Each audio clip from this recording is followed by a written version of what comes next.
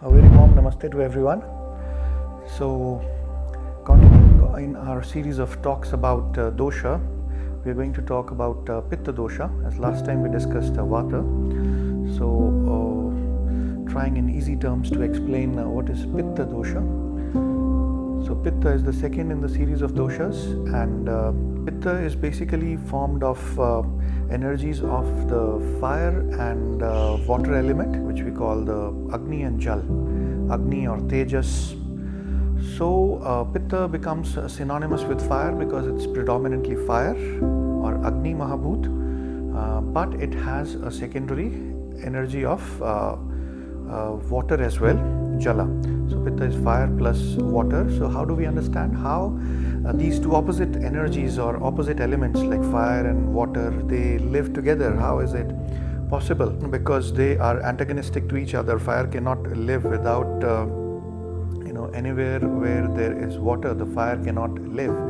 So how is it that these two opposite energies, they sustain and they come together as the energy of Pitta? So pure fire or Agni cannot sustain life. If we look at sun, there's no life on sun. Nobody's exploring for life on sun because it's pure fire.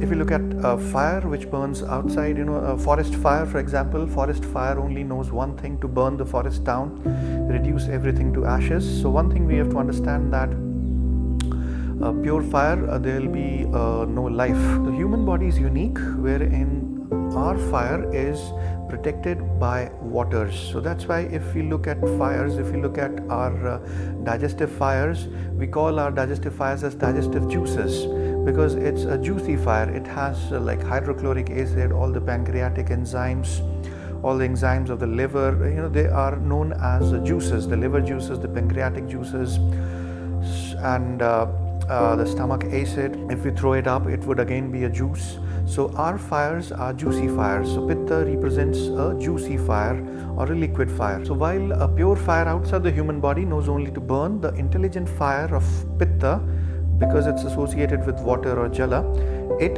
does not burn but it transforms. It protects and transforms. So that's why if we eat food, we are of course burning the food, but the food is not turning into ashes. The food is intelligently turning into something simpler. The bigger chain compounds, the bigger proteins are being denatured and broken down into smaller proteins which are more human-like. So our fire, our Pitta, is more transformative fire. So this is the difference between pure fire element outside and the fire or Pitta inside. Pitta basically represents the fire, the metabolism, the metabolic fire inside the human body, but it represents more than that. It's even represents the psychological fires, what you call it, intellect. So Pitta represents our intellect. It represents the vision, the sense organ. As discussed in earlier talks, each element has a representative sense organ. So we have 5 elements and 5 sense organs. The sense organ for Pitta or fire is the eyes. The outer eye is not the sense organ. The eyelids, the cornea, all these are just protective organs. The real sense is behind all this, which is known as the retina. So retina represents the sense organ of fire. So if we look at deeply the retina with microscopes, it's bright red in color, and it's basically affected by fires, strong fires. So then Pitta basically represents the digestion, metabolism, intellect, vision, maintaining the temperatures of the body, transforming all the foods and nutrition. So all this belongs to the ambit of Pitta Dosha. Now, what are the qualities or guna of Pitta? Because each dosha is nothing but a combination of gunas. So Pitta Dosha is of course heating, hot, and it's sharp, which we call Tikshna, Ushna, Tikshna, and it's Drava, which means a fluid. As discussed, our Pitta is a fluid kind of fire. So Pitta has a fluid character. So hot, sharp, fluid, and light.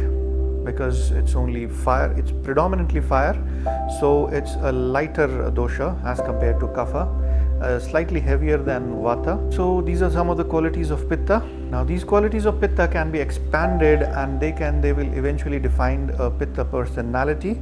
They will define a pitta type of disease. They will define a pitta, let's say, climate, pitta country, pitta time. So if you talk about pitta personality, so hot, it will be a hot, sharp personality. What do you mean by hot? So hot, more temperature, so more digestive powers. So they are the ones who will have a proper meal and digest it properly, and then forget about eating, get on with the work.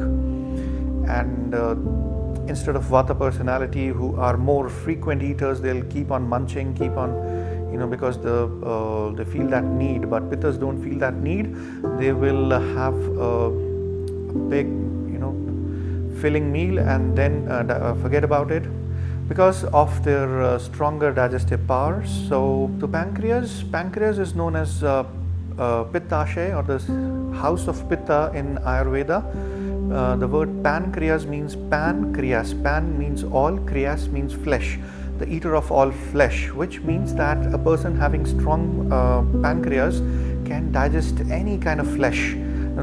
Not meaning that you start eating all flesh, but just metaphorically, a person with strong pancreas can digest any kind of food, any flesh being the hardest to digest, so they can digest any kind of food. So stronger pancreas, stronger pancreatic enzymes in pitta personality makes them better, being able to digest the foods better, and they can eat a variety kind of foods.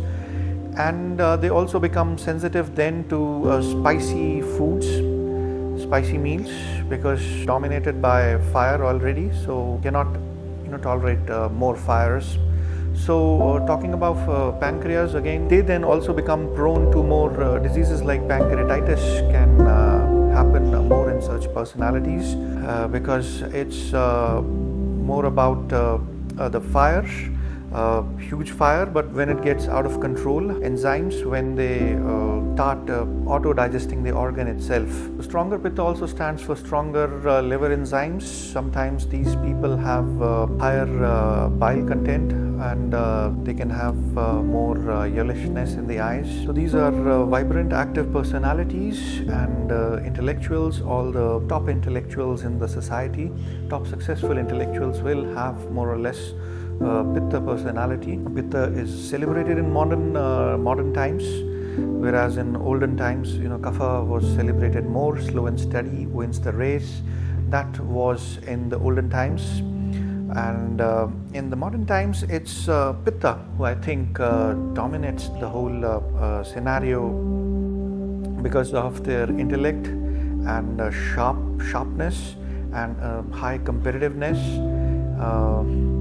Whereas in olden times, not much importance was given to competitiveness. It was more about how steady, how slowly you grasp things. Are you able to, it was more about physical. Now it's more about the psychological and mental success more than physical.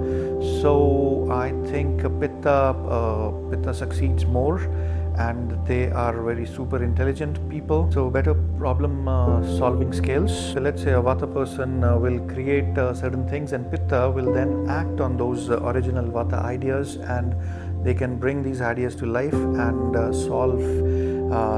be able to solve certain problems with these ideas. So it's just like the light is burning bright in their minds, and this light makes them see through a dark tunnel of problems. So they can see their way through the problems and find solutions. So that's basically a Pitta personality. So but because of the competitiveness and sometimes temper issues, they can burn themselves out. So they would like always to be on the top, be the best. And so the flip side is that sometimes they will burn themselves out, and they have to be careful with this kind of an attitude. So talking of diseases, so disease, all the inflammations will fall under the umbrella of Pitta disease. All the autoimmune diseases, autoimmunity is nothing but a fight and anger, the body trying to fight its own self. So any fight represents Pitta, fire. So autoimmune diseases belong to the category of Pitta diseases, and most of the herbs then used in such diseases will be bitter herbs. Bitter the better, bitter pill.